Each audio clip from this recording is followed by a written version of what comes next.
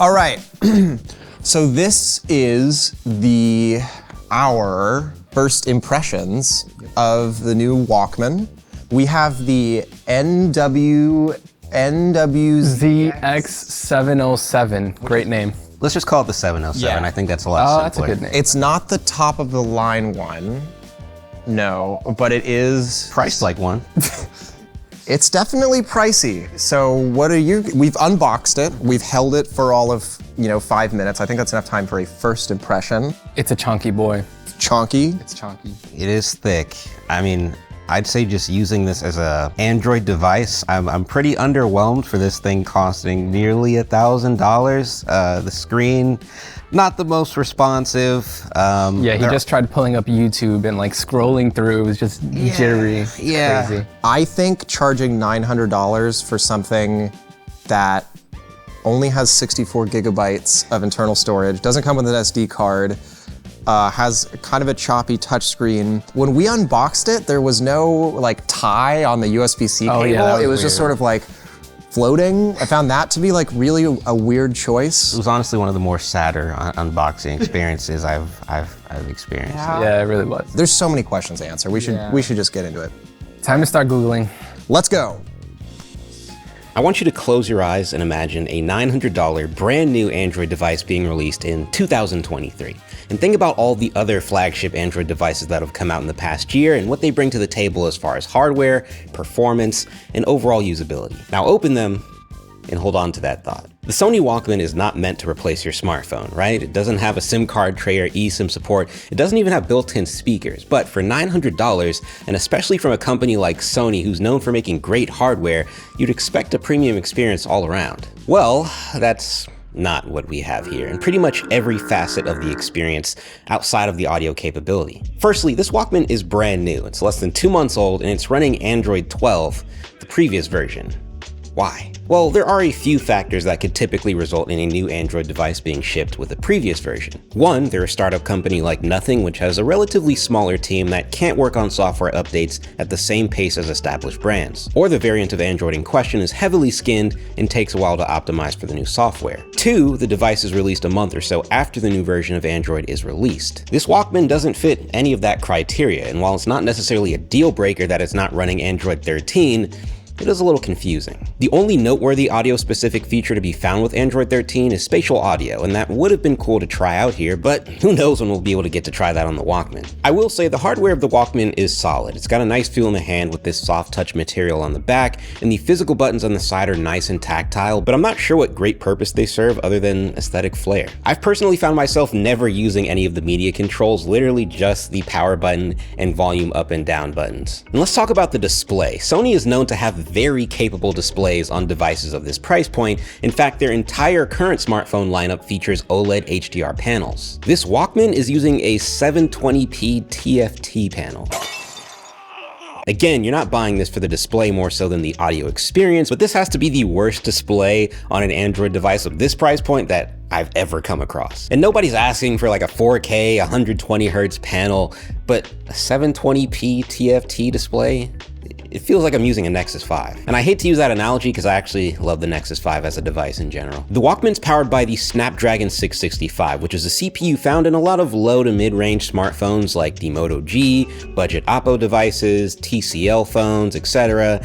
And you can certainly feel that. Are you guys aware of this feature hidden in the developer settings of all Android phones that allows you to make the phone feel a little bit faster by shortening all the animations? Well, you're probably going to want to do that with the Walkman because this is certainly not the smoothest Android device I've tested. Opening apps doesn't take a long time, and I wouldn't describe the experience as laggy, but it's definitely a little sluggish. And I get it, the $900 you're paying for this isn't to get the best possible Android experience, but for how much this thing costs, you should at the very least have a good one. But I think the worst thing about the Walkman experience as an Android device, definitely the battery life. I went home to test this thing for the first time and played a bunch of 24-bit high-res audio FLAC files that I loaded onto the SD card, so local streaming only, no network required. And I did about 2.5 hours of listening, and towards the end I had about 20% of battery life left after starting at practically a full battery. That is crazy. I was using two apps to test streaming, Power Amp and the built-in Sony music player. And I read a little blurb online about how the battery life may become 40% shorter when the high-res streaming toggle in the settings is enabled, which it was for the time that I used it. But this is a high-res audio streaming device, is it not? Wouldn't you want the highest possible audio quality when using your $900 Walkman that can't really do anything else outside of play high-res audio? I just don't understand it, but yeah. L battery life, L software performance, L Android experience overall. Do you mean LDAC? Because yes, Miles, the Sony Walkman does support the LDAC Bluetooth codec. Thanks for pointing that out. So one big difference between the good old days when you could just plug your headphones into your iPod Classic and today is the proliferation of Bluetooth headphones on the market. While you can just plug in a pair of headphones into the Walkman, which Ellis will get into more later, there are so many people using wireless headphones now that Sony just couldn't ignore them. But how does audio over Bluetooth even work? So this is where Bluetooth codecs come in. Bluetooth itself has a pretty limited data stream ability, so you can't just send over a whole file to your headphones from your source device. You need to do it little by little, and we do this using a compression codec so that it's more efficient. So it does this by removing information that the codec deems unimportant, usually in the highs, which is why you see bit rates written all over the place. For example, 256 kilobits per second. The lower the kbps, or kilobits per second, the more information has been cut out of the file. Does this mean that it sounds worse? Not necessarily. These codecs are pretty clever, and the information that is removed is barely noticeable to the human ear anyway. Now I say barely noticeable because some people say that they can hear the difference, but I'll let you all fight that out in the comments. There's even a quote from an Apple engineer saying that the bitrate of AAC, which is the Bluetooth codec that Apple devices use, is not the limiting factor of sound quality on Bluetooth devices. This is why Apple devices like the AirPods and the AirPods Max still only use AAC, and a lot of people think they sound great. That's because Apple does a lot of things behind the scenes with computational audio and all these things to make it sound good. But the Bluetooth codec AAC is what's transferring the music from the source device to the headphones. So as Miles mentioned, the Walkman is a new Android device. And like most Android devices, you can go into the settings and find the Bluetooth codecs that are compatible with it. But what exactly is a Bluetooth codec? So I kind of like to think of it like a language. So if you're trying to communicate with someone that you don't speak the same language as, you can probably get by and get some information across using hand gestures or your limited knowledge of the vocabulary, like ¿Dónde está el baño? But now imagine that you speak the same language as that person. Now you can have whole conversations. You can speak all day, talk about whatever you want. That's kind of how I like to think about Bluetooth codecs. If your headphones and your source device, in this case the Walkman, have the same codec compatibility, they can send data over at higher rates. So like all Bluetooth devices, this Walkman has SBC compatibility, which is the standard codec. It's lower quality but reliable. Any pair of Bluetooth headphones will work with this thanks to SBC. But the Walkman also has AAC, aptX, aptX HD, MQA, and Sony's own LDAC codec. I guess people who make codecs just like acronyms. But all of these differences in codecs are super minute. And with this Walkman in particular, it isn't even that big a deal because it has something called DSEE Ultimate, which upscales low bitrate audio with AI. We did some super intricate and totally not scientific A/B testing with everyone here in the studio, and spoiler alert, it's really hard to tell the difference in sound quality regardless what codec you're using. So the Sony Walkman, this Sony Walkman, has two headphone jacks. It has your normal 3.5 millimeter mini jack, and it also has a 4.4 millimeter balanced jack. So using the wired headphones on Sony Walkman gives you access to some of the more advanced DSP features. That means digital signal processing. But before we can dive into those, I want to talk a little bit about like what is high-res audio and how does digital audio even work? So let's start with a sound wave, right? We all kind of know what a sound wave looks like. How would a computer record this wave? How would it store this wave in its computer brain? The first thing it's going to do is pick some sort of interval of time.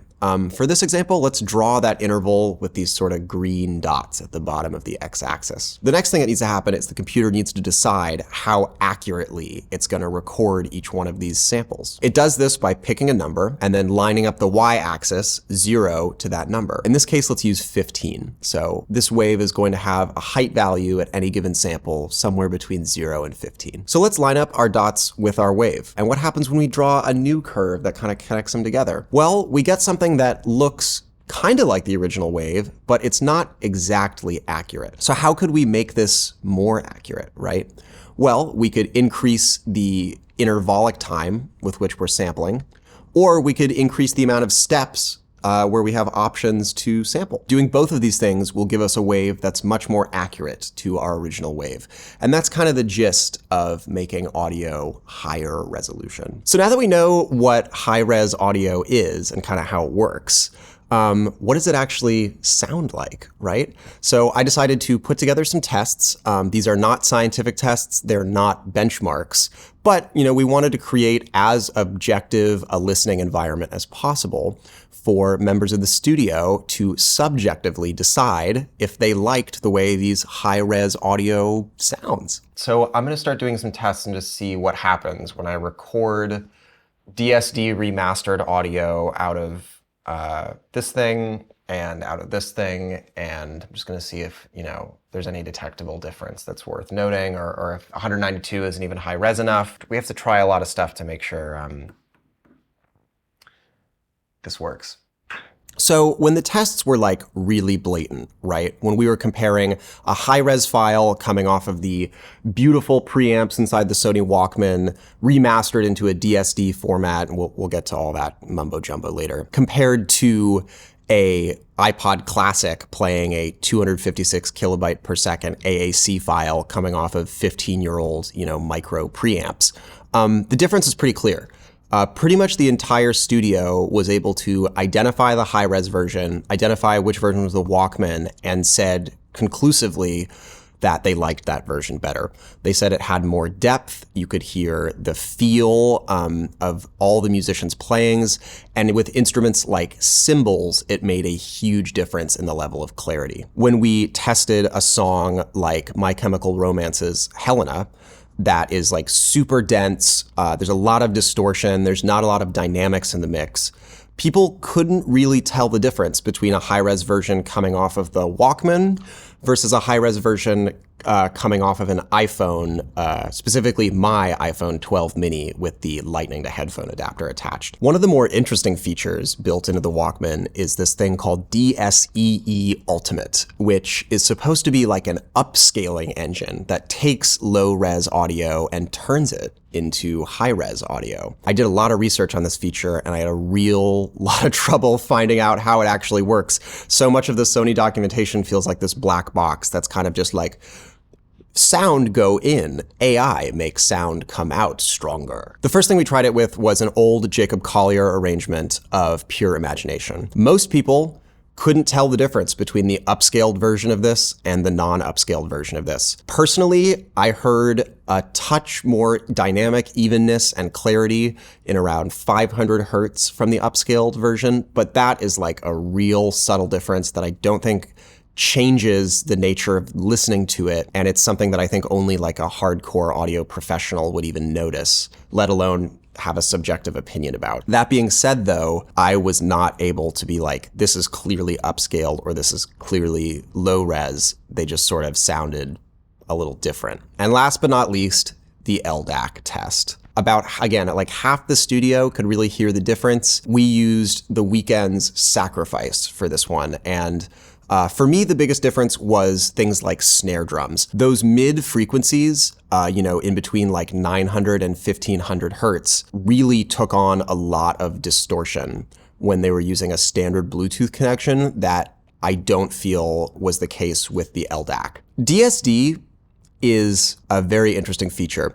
It's been in the audio tech world for, I think, more than 10 years now, but it hasn't really made a big entrance into the consumer market. Essentially, the way it works is instead of sampling audio using many bits, tens of thousands of times a second, you're actually sampling 1 bit millions of times a second. It's almost like turning audio into like this hyper-fast Morse code. Some people will die on the hill that DSD is punchier and more dynamic, but I found that to be the feature that had the least impact on the sound of anything built into the Walkman, personally. If you are a major label mastering engineer and it is part of your job to be personally responsible for every bit of a recording or a file that you send to a client, and you are getting paid millions of dollars to do that, then this device makes sense. If you are anyone else, I don't know, man. I just don't. I can't see myself recommending this to anyone. It's so expensive. All of the features on it, you get on an Xperia phone or your personal computer or a non-portable DAC. And also, and this might hurt the audiophiles watching this, I prefer my AirPods and my iPhone and Apple Music. Call me a bad audiophile, call me an Apple shill, do whatever you want, but that's my take, is that as like someone who really, really loves music and listens to music all the time, I just don't see this actually improving my listening other than being sort of a fun novelty for a little bit.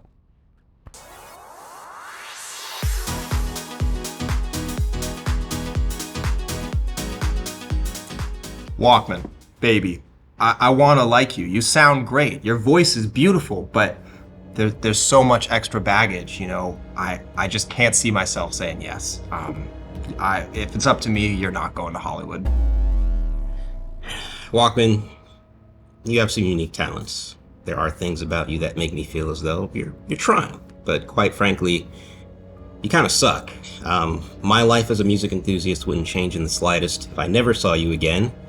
And while I wish you the best, it's gonna be a no for me. Walkman, you sound great. I mean, you have some features that really no one else has, like MQA and DSE Ultimate. But at the end of the day, we booted up an old Nexus 5 and it had many of the same audio codecs. So as far as wireless goes, I don't think you've got what it takes. It's gonna be a no from me, dog. Well, there you have it. You're not going to Hollywood, brother. But for everyone watching, leave a comment down below what you like or dislike about the Sony Walkman and why it should have or should have not made it to Hollywood. If you enjoyed this video, subscribe for future content like this. Give it a thumbs up if you enjoyed. And we'll talk to you guys in the next one. Bye.